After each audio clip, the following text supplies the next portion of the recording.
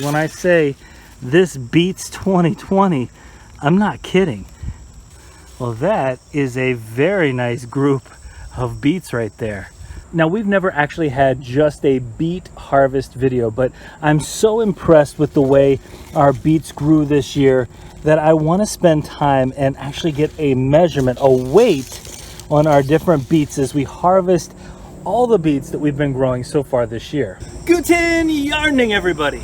Well, so far this season, we've done a couple of videos on beets. In our first video, we talked about a more traditional way of planting beets that involves thinning them out. And then in our second video, we came back and we talked about how we did a multi-sow method, and we were really impressed with those results in our hay bale garden. And so today, I want to take time and harvest every single one of these beets out here, and I want to take a look at how each bed performed. Since what we have in one bed is a thinned out variety, in our second bed we have a single seed planting but no thinning out, and in our third bed we have the multi-sown Detroit red beets and the golden beets. And what I want to do is get a weight from each one, because I think we're going to see a substantial difference all around, and really that's going to help us judge the way we plant in the future. And one thing I want to tell you is that each of these beds is approximately the same size as that hay bale, and so we're trying to compare as close as possible, apples to apples, even though our varieties are a little bit different. But let's get started first and foremost with our thinned out bed. And I'm going to start right here at the edge, and one thing I'm noticing already is that we do have some of these, what my daughter calls burner plants, these nettles in here that I want to avoid. The small ones typically aren't that bad, especially if you go down right by the base and pull them up. They don't tend to burn as much. If you haven't checked out my daughter's video on harvesting carrots, you really should. It's absolutely fantastic. But I'm going to go ahead and start pulling these beets out. And I already know that we're going to see some variance in the size of these beets for sure. So if I were to judge the whole harvest by this first one, well, this isn't so great. But I know for a fact there are a lot bigger ones in here as we go forward. So now this was our traditional method. Remember, this was the method where we planted each of these, the seeds create 2 to 5 or 6 different beet plants, and then we came through and we thinned them out. So in each spot, there was only one beet. And so far what I'm seeing, the size, they don't look all that big yet. But again, we're going to go the whole way across here, and I'm sure we'll have a little bit better results as we go on. Now, there are a couple of reasons why we're harvesting now. One, they've been in the ground long enough. So even though I don't have a lot of size on some of these, it's still time to get them out of the ground. We want to plant our next crop in here for sure. And that's actually the primary reason why we're going to pull these out. All right, there we go. That's a little bit nicer. It's a nicer size. I'm going to continue this harvest, and once I've got more of these pulled up, I'll come right back. Now, as I'm pulling up these purple beets, one thing to notice is the area where those beets are growing is right underneath this massive sour cherry tree. And so actually this bed is also getting more shade than any of the other varieties and any of the other places where we're growing beets. So you can let me know in the comments if you think that may have some effect on this type of size that we're getting. But also it might be the specific variety. I cut one open and you can see it's got a nice reddish purple color here as well, and it's super tasty. All right, I'm moving over to the Detroit red beets, and I'm seeing what I've been looking for this whole time, which is a much bigger beet. Now let's see if they're consistently bigger, if this variety is bigger. Well, what I'm seeing already here on this side of the bed, again where there's more sun coming in, is we're getting a little bit bigger bulbing here. Well, take a look at this one. Really nice bulb on this one. And so, maybe it's the variety, maybe it's the sun. Again, I'm not 100% sure. I mean, we've still got quite a few of the smaller ones, but we've also got some of these beautiful, perfect size beets. So that may be something we have to take into consideration with that shading on the other side. All right, let's get the rest of these out of here and get a weight on this first bed. All right, bed number one, they're not all massive, but there's some pretty good sized ones in here for sure. All right, you can see the negative number on here because I've already tared out the bag that we're going to be weighing these first bed beets in. All right, I'll bring it over so you can see it clearly. 5.46 pounds from bed number 1. All right, let's move into our second bed. These are, again, our golden beets. And the big difference here is wherever they grew, we just left them. We didn't thin anything.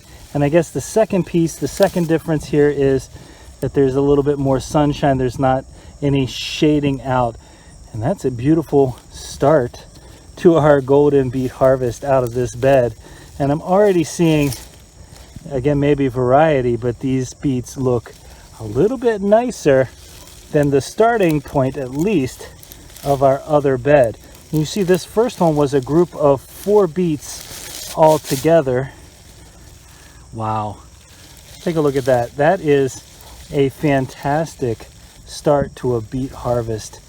Well, I'm seeing a few smaller ones in here as well, but on average, I would say that what we're harvesting in here so far is bigger, has been bigger than the other beets. All right, I'm going to harvest a few more of these because we're just getting started with this bed, and then I'll stop back in. So this right here, what I'm about to pull out with my hand, is all from one seed. So from one seed, we've got 4, well, this one didn't do anything, that's 5, but we got 4 beets all clumped together. I'm about halfway through, and it seems to me that we're going to have a heavier harvest here on this bed. For the first time, I've noticed a couple smaller, or just in general, they seem to be a little bit smaller. But beyond that, they've been, and there they are again, they've just been a great size in here. So, but we didn't thin these out, so there's one difference. And it is a different variety. This is our golden beets. So, easy harvest from our raised bed, and I would say a successful harvest. And so let's go ahead and look at these all laid out. All right, you can see these beautiful beets all laid out. I am very pleased with that harvest for sure. All right, bed number 2. I'm leaving the greens on all of these so that you can see. Well, we're going to eat them anyway. Here we go. 7.44 pounds. So definitely a bigger harvest from our second bed.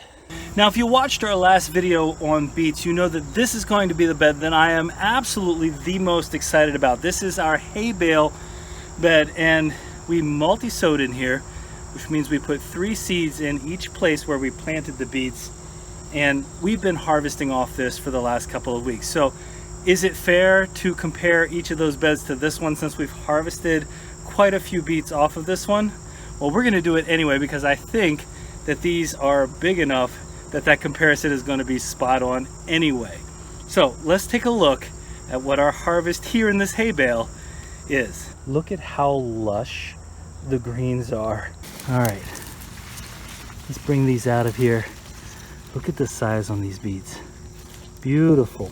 Yes, we multi-sowed, so there's always the possibility that a few of the smaller beets might be there as well. But the ones that we're getting in here are a really nice size. And I have to stress again, we've been harvesting off of this for a week. So we've already pulled some of the bigger ones off of here that we're growing early on. And these still look so nice. Look at this clump growing right down here, right on the side of the bale. Let me just pull this one out of here. Oh, that may be the perfect beet. Look at that. Look at the shape, the size. This is absolutely fantastic. And here are the other members of that group. Really nice sized beets. I cannot complain one bit about those. Now I do have to be a little bit careful here when I harvest because as you can see here in the middle we have something else growing. You see it? This is our sweet potatoes. We have sweet potatoes mixed into our different bales and I don't want to pull those out. Instead, what I want to pull out of here is beet like this. I mean, this has got to be twice the size of any of the beets that I pulled out of the other garden. Wow. And right beside that one, look at this. Look at these beets. these are perfect. I mean, compared to anything else that we've harvested, when I say this beats 2020, I'm not kidding. Look at that. Well, one thing I had forgotten is that we had planted some Chioggia beets in here as well. And that is what this is. This is a Chioggia beet, and I've got to show you the inside of what this beautiful beet looks like. And when you multi-sow, you're going to get bunches just like this bunch right here. And that is a bigger bunch. That is a better bunch than anything else that we've harvested so far. Now, I just noticed something on this Chioggia beet, and I see it happening on one of our golden beets over here as well. And I'm going to go ahead and pull that one out so you can see. We have a critter that has gotten in here and taken a little sample of these beets. Well, one nice thing about this, if there is a nice thing, is you can see the inside of these without me having to cut one open. Those golden beets have that nice light yellow and yellow texture, and then the Chioggia beets has a kind of spiral texture with white and red. Now the downside is, it looks like something was munching on these root crops, and we never want to lose our crops to that. So this would be something that I would classify as not being so great. But that's another reason why we need to get out here and harvest, so that whatever was out here chomping on our food doesn't get back out here and continue chomping on our food. Yep, see, there's another one. Well, actually this looks like a little bit of older damage. Maybe they left them alone for a while and are just starting to come back. Well, we are saving our plants. We're saving our beets. Oh boy, that just hurts your heart, doesn't it? Take a look at this. What would have been a really nice golden beet has been eaten. Well, we can't count you for the weight because there's not enough left in there for you to weigh, but I still think we're going to have a really nice weight off of these beets. Well, here is all the space it took, and this is just right on top of one of these bales. Here's all the space it took to grow all of these beautiful beets. All right, let's get our third bed loaded up in here. Now remember, for this bed we had some damage, and we've also harvested a good 8 or 9 of these already. And even with all that, we still have just about 9.08 pounds of beets. Well, what have we taken from this? Well, one, thinning out the beets thinned out our results. We got the least from our thinned out area where we were hoping to allow each one to expand. In the area where we didn't thin out, we had a really nice harvest, about 2 pounds more. And in our third method with our raised bed hay bale, where we multi-sowed the seeds, even if you account for all the ones that we harvested and the damage, we still got nearly twice the amount as we got in our thinned out bed, and most of these were much bigger. So we'll be growing more of these multi-sown for sure next season. Well, we hope you enjoyed this video and learned something from our trial, and I don't want to say error, but certainly our trial and greater success than we had in 2020. And if you did enjoy this video, don't forget to give us a like, leave us a comment, remember to share and subscribe, and most importantly, remember, when you're with us, you are good to grow.